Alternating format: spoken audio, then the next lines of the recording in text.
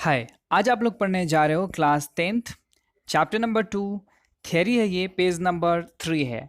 Page number 1 और 2 आपने नहीं पढ़ा है तो आई बटन पे लिंक मिल जाएगा, वहाँ पे जाके पढ़ सकते हो, या डिस्क्रिप्शन में भी लिंक मिल जाएगा, वहाँ पे भी जाके पढ़ सकते हो आप। तो चलिए वीडियो को स्टार्ट करते हैं। किसी बहुपद का आलेख एक्स अक्ष को जिस बिंदु पर काटता है उस बिंदु के एक्स अक्ष का निर्देशांक बहुपद का शून्य कहलाता है। देखिए, अगर ऐसे और ऐसे आपको ग्राफ पेपर पे दिया होता है, आप जब आलेख खींचते हो राइट, तो अगर ये एक्स अक्ष को जितनी बार काटेगा उतना इसका हल होगा, उतना शून्यक होगा। सिर्फ एक्स अक्ष को काटेगा वहीं पे इसका शून्यक होगा। तो 1 2 3 4 5, ये 5 बार काट रहा है, इसका मतलब इसका शून्यक 5 होगा। करेक्ट है, उसी चीज़ को ये लिखित में बोल रहा है। अब नेक्स्ट है, अगर एक्स अक्ष पर नहीं काटेगा तो शून्यक नहीं होगा। अगर एक्स अक्ष पे ये काटेगा ही नहीं ऐसे ऐसे, तो इसके शून्यक नहीं होंगे। या अगर आप ग्राफ खींचते हो ऐसे, तो अगर काटेगा तो हल होगा, नहीं काटेगा तो हल नहीं होगा। चलिए नेक्स्ट पॉइंट की बात करें। आपके पास है d equal to B square minus 4ac, B square minus 4ac यहाँ पे दिया हुआ है। अगर इसको d को कहा जाता है डिस्क्रिमिनेंट, इसको विविधकर कहा जाता है।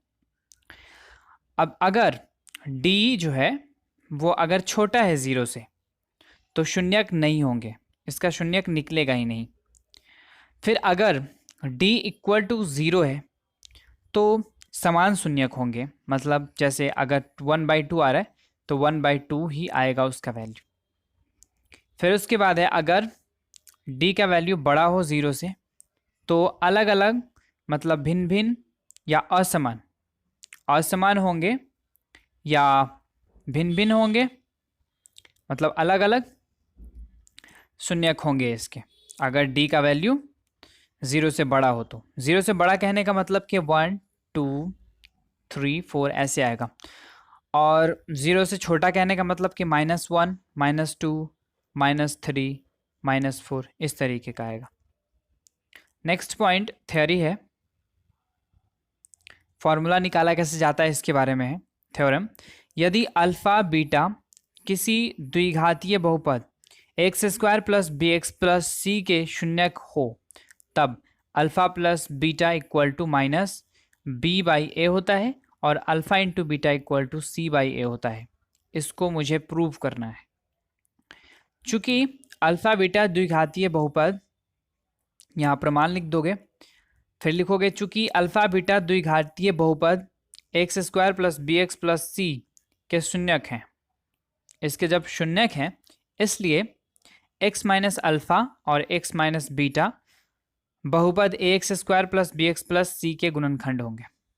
अब ये आपको पता होना चाहिए, एक बार ज़रा एक्सप्लेन कर दूं मैं इसको। जैसे इसके शून्यक अगर निकालते हो तो कैसे निकालते हो, x माइनस अल्फा आता है, फिर x माइनस बीटा आता है या कोई वैल्यू आता है इक्वल टू 0 होता है। एक बार इसको लेकर के वैल्यू निकालते हैं 0 के साथ, फिर एक बार इसको लेकर के 0 का वैल्यू निकालते हैं, तो मुझे वैल्यू उसका शून्यक मिलता है। तो मैं इसको ऐसे लिख सकता हूँ, कोई प्रॉब्लम नहीं है।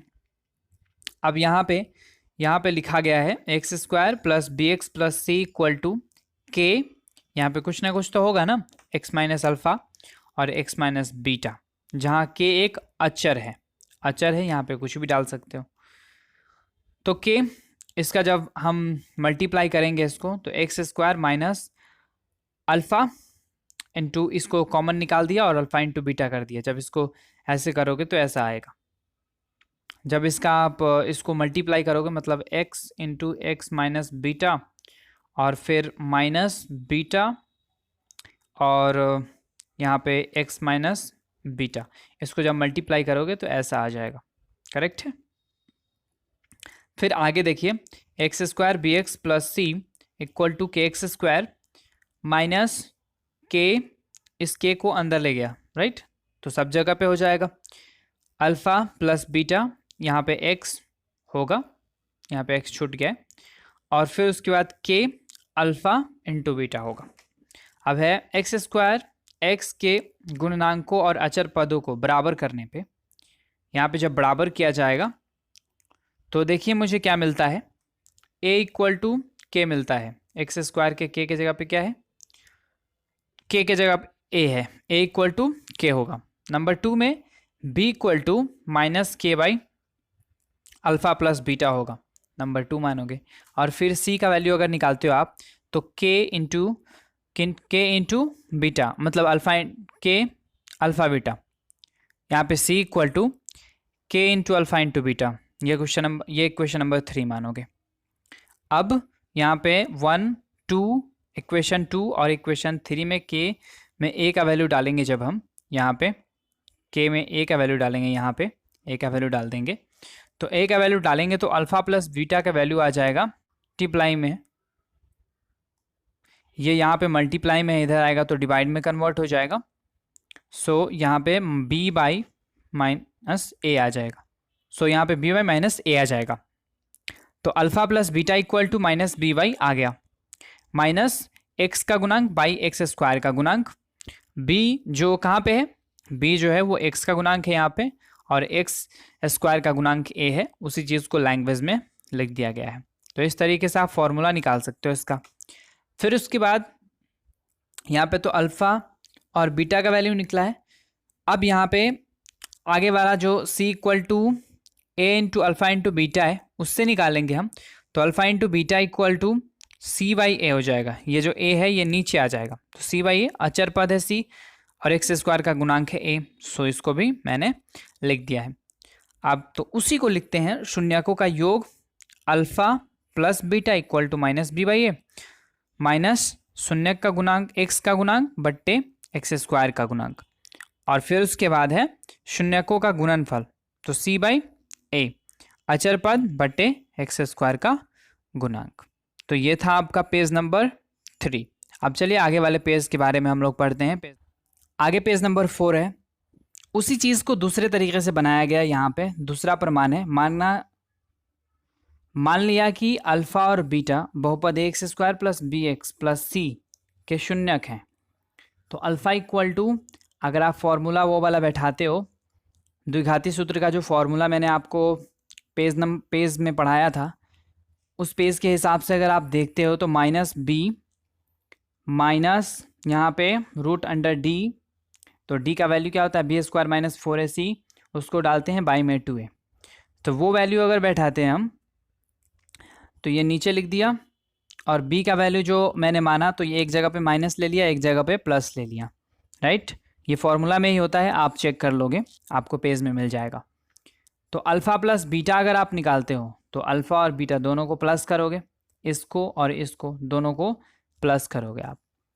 यहाँ पे प्लस करने के बाद आप नीचे वाला का पहले निकालोगे, नीचे वाला का निकाल लिया, एक प्लस में एक माइनस में कट गया। यहाँ पे ये 2 और ये 2 कट जाएगा, बचेगा आपके पास सिर्फ ये b और ये a, और तो हो जाएगा माइनस बी बाई ए। तो अल्फ़ा प्लस बीटा का वैल्यू कितना आ गया, माइनस बी बाई ए। आप ऐसे भी फॉर्मूला को निकाल सकते हो। नेक्स्ट देखिए, अल्फ़ा इंटू बीटा जब निकालते हैं हम लोग, तो अल्फ़ा इंटू बीटा निकाला, यहाँ पे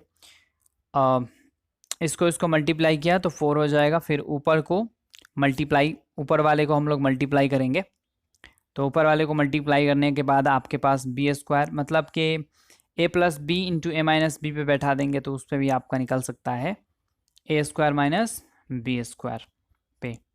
तो यहाँ पे एक जगह पे प्लस छूट गया है, यहाँ पे प्लस होगा, करेक्ट है। तो ये a square minus b square जो फॉर्मूला होता है a plus b into a minus b equal to क्या होता है, a square minus b square. ये वाला जो फॉर्मूला होता है उस फॉर्मूला को मैंने यहाँ पे यूज़ किया है। अब देखिए यहाँ पे हम लोग क्या कर सकते हैं, मैं ज़रा एक्सप्लेन करता हूँ आपको। फिर यहाँ पे मैंने इस माइनस को अंदर लेकर गया, इस माइनस को अंदर लेकर जाएंगे तो ये माइनस में है यहाँ पे, तो ये माइनस माइनस प्लस हो जाएगा यहाँ पे। फिर ये b से b कट जाएगा, ये 4ca बच जाएगा, राइट, या ac बच जाएगा। तो उसके बाद क्या करेंगे कि 4 जो कटने वाला है उसको कट कर दिया, a कटने वाला है कट कर दिया, c बाई a यहाँ पे बचा। c क्या है, अचर पद है, और a क्या है, यहाँ पे एक्स स्क्वायर का गुणांक है, सो लिख दिया एक्स स्क्वायर का गुणांक। तो ऐसे भी फॉर्मूला निकाल सकते हो। नेक्स्ट में है त्रिघाती बहुपद के लिए प्रथम नियम से बनाया जा सकता है, मतलब जो प्रथम नियम है उसी तरीके से हम लोग त्रिघाती बहुपद का भी फॉर्मूला निकाल सकते हैं। तो यहाँ पे फॉर्मूला मैंने दे दिया है आपको कि यदि अल्फ़ा बीटा और गामा त्रिघाती बहुपद x cube b x square plus c x plus d के शून्यक हो, तब हम लोग alpha plus beta plus gamma equal to क्या हो जाएगा, माइनस बी बाई ए, मतलब माइनस एक्स स्क्वायर का गुणांक पाई एक्स क्यू का गुणांक। फिर आगे है alpha plus alpha into beta plus alpha into gamma plus gamma into alpha, ये यूज़ करेंगे तो सी बाई ए होगा एक्स का गुणांक बट्टे एक्स क्यू का गुणांक, ये वाला हो जाएगा।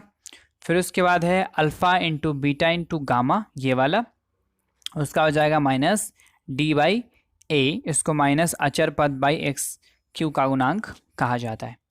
नीचे कुछ चीज़ें लिखी हुई हैं, इसको ज़रा मैं पढ़ दूँ।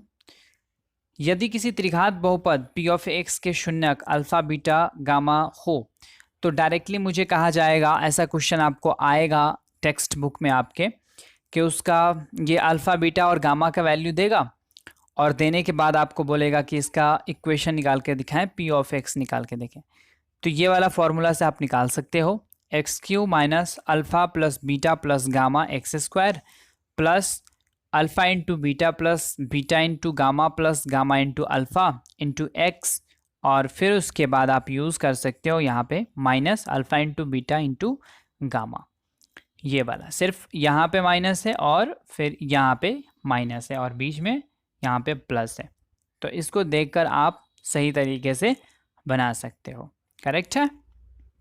तो ये था आपका पेज नंबर 4। अब हम लोग देखते हैं पेज नंबर 5 को। तो देखिए, यदि किसी द्विघात बहुपद के दो शून्यक अल्फा एवं बीटा हो तो द्विघात बहुपद, जैसा कि द्विघात बहुपद मैंने त्रिघात बहुपद का निकालना सीखा पी ऑफ एक्स, जो कि फॉर्मूला पीछे आपने पढ़ा, वैसे ही द्विघात बहुपद का अगर निकालना हो द्विघात बहुपद तो उसका फॉर्मूला होता है X square minus alpha plus beta into x plus alpha into beta. इसमें सिर्फ यहाँ पे माइनस होता है। और बहुपद के शून्यक, अगर शून्यक निकालने हो द्विघात बहुपद के, ऑब्जेक्ट में पूछ सकता है ये, तो minus B root under D by 2a, ये फॉर्मूला यूज़ करेंगे। इसको द्विघाती सूत्र भी कहा जाता है और इसको श्रीधराचार्य के नियम भी कहा जाता है, राइट है। डी यहाँ पे B square minus 4ac use करते हैं, डिस्क्रिमिनेंट, मैंने जैसा कि पहला वाले में बताया था आपको। अब देखिए यहाँ पे p ऑफ x और g ऑफ x दो बहुपद हैं तथा g of x not equal to 0 हो तो हम बहुपद q ऑफ x और r ऑफ x ऐसे प्राप्त कर सकते हैं कि p of x equal to g of x into q of x plus r of x, ऐसा लिख सकते हैं। मतलब भाज्य इक्वल टू भाजक गुने भागफल प्लस शेष, भाज्य इक्वल टू यहाँ पे भाजक गुने भागफल प्लस शेष, ये वाला हम लोग फॉर्मूला यूज़ कर रहे हैं, जो कि ये फॉर्मूला है, करेक्ट है। जहाँ आर ऑफ एक्स इसको पढ़ते हैं R of X equal to 0 है, अथवा आर ऑफ एक्स की घात छोटी होगी जी ऑफ एक्स से, ये तो आप लोग जानते ही हैं, राइट। चलिए आगे ज़रा मैं आपको एक्सप्लेन कर दूं यहाँ पे। तो इसको यहाँ पे डिवाइडेंट कहा जाता है, इंग्लिश में डिवाइज़र कहा जाता है, क्वार्टिंट कहा जाता है और रिमाइंडर कहा जाता है। आप इसका स्पेलिंग्स देख लोगे इसलिए क्योंकि आपको इसके ज़रूरत पड़ सकते हैं कभी भी सीबीएसई को अगर आप पढ़ाने जाते हो या कुछ भी करते हो तो, राइट है। तो एक बहुपद का दूसरे बहुपद से विभाजन, division of a polynomial by another polynomial, किस तरीके से होगा इसको ज़रा हम लोग देखते हैं, राइट। ये डिवाइड मैं आप लोगों को सिखाऊंगा, लेकिन उससे पहले मैं इसका रूल बता देता हूँ। भाग करने से पहले दोनों बहुपद p ऑफ x और g ऑफ x को अपने मानक रूप में अर्थात चर के घात के अवरोही क्रम में लिख दें। अवरोही क्रम में पहले आप लिख देंगे, राइट है। पहले बड़ा वाला, फिर उससे छोटा वाला, फिर उससे छोटा वाला, फिर उससे छोटे वाला। जैसे एक्स क्यू पहले लिखेंगे, उसके बाद एक्स स्क्वायर वाला, फिर एक्स वाला, राइट, उसके बाद अचर पद लिखेंगे। तो अवरोही क्रम में पहले आप इसको सजा दें, पहला काम ये करना है।